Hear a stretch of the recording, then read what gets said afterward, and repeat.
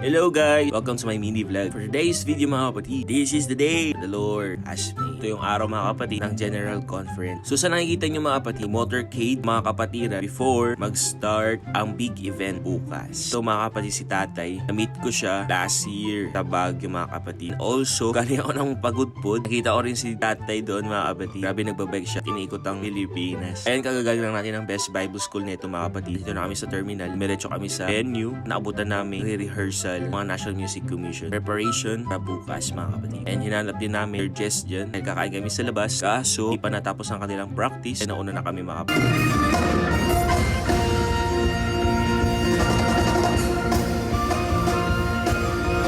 Pagkatapos na yung SM mga kapatid, ayos na rin namin mga merchandise dahil ang bawat isa sa amin ng mga admins mga kapatid kasama sa committee ng event. Maraming salamat talaga mga tumulong. Kuya JP, Aaron, Patrick, Mami Les, Jess, at sa lahat Jesus Talk family, sa iba pang mga tumulong mga kapatid. Around 11 na ito, naantok na rin talaga ako. Maaga pa ang call time namin bukas. Ang media mga kapatid, call time po namin na 7 a.m. Dapat 7 a.m. nandun na kami sa venue mga kapatid. I-review mga dapat gawin ng bawat isa. Mga kapatid, dito na tayo sa venue. Ay joke lang. Ako lang to sa GC mga kapatid. Yung day 1 mga kapatid kaganapan. Shoutout din aming integrated media heads, Pastor Bisha, and Pastor Dub. And also, Pastor Reed. 30 all times. While waiting, I did joke lang. Walang sa GC yung mga video. Sa datingan ng mga kapatid, bawat isa, ipakilala po ang bawat isa. First time po namin meet personally. Kami po ang Power Pop.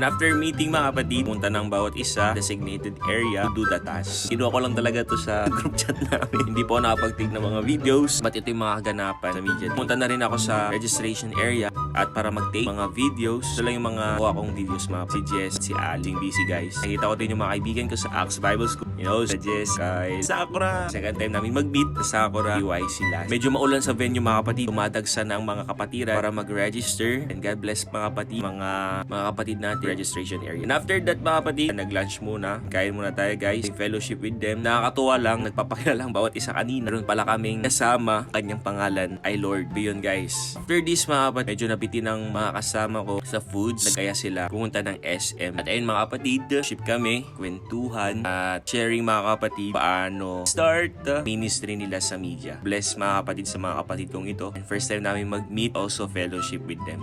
Big brother, Lord. Lord. Bakit palang you? Bakit Lord? Big letter pala to. Bumalik na rin kami after na blue ship venue mga kapatid. Siyempre to do the task. Mag-edit. So habang nag-edit mga kapatid, naririnig ako. Sabi ko parang familiar yung boses. Pastor Chris po pala. Isa sa mga bigyan kong pastor, co-anchor ko as APYC mga kapatid. I'm so blessed mga kapatid kasi hindi ng APYC prayer and fasting na talaga sa plano mga kapatid yung mga ganapan doon. And isa si Pastor Chris sa mga tulong sa akin mga kapatid para mag-host ng PYC. Nakakatuwa lang. Nakita siya. Nag-host mga kapatid MC General Conference. And after that mga kapatid, kami ni Lord, namin mga kapatid yung foods na media. Nag-start ng service. I'm so blessed talaga attend ng General Conference. Kahit na itong mga araw na ito, dapat na sa school ako mga kapatid. Prelim exam namin. Pero napakabuti ng Panginoon, inalaw niya mga kapatid na makapunta ako dito. Tapos ng event, diretso ako mga kapatid sa transient, matutulog at mag-i-edit. Wala pang nag-i-edit ako mga kapatid. Sumasayo dito sa likod ko. Praise break. Itong magahan, ang call time namin mga kapatid, 11 a.m. for preparation. Also, i-orient mga kapatid ulit sa amin kung ano yung mga tasks gagawin. Na ayan mga kapatid, may na-late. Kaya nag-push up mga kapatid. Late ha? Sige ha, late ha. Every praise is the Lord. After that mga kapatid, bili po kami ng basurahan ni Ruel. Pumunta kami sa Ace Hardware. Guys, yung trash can, nakahalaga ng 500 pataas. Yung binili ko, ano tayo guys? Siyempre mga kapatid, tikal. Yan. Ang nakuha ko mga kapatid is yung lagayan ng mga labahan. For only 100 pesos, I think. Ayan na lang mga kapatid. Si Ruel eh. Pinunta na namin siya sa cashier at binayaran na rin namin mga kapatid. Yung nakita ni Pastor Dab, tatawa siya. Mas malaki, mas maganda mga kapatid para marami may lagay ng mga basura. We are the media team, of course. We have the most earliest call time. Proud to be a part of the integrated nation. For the media team, of course, we don't eat on time. We're the media team. Of course, why not? We are the media team and we don't sleep on time. We are media team. Of course, we're always late. Our media team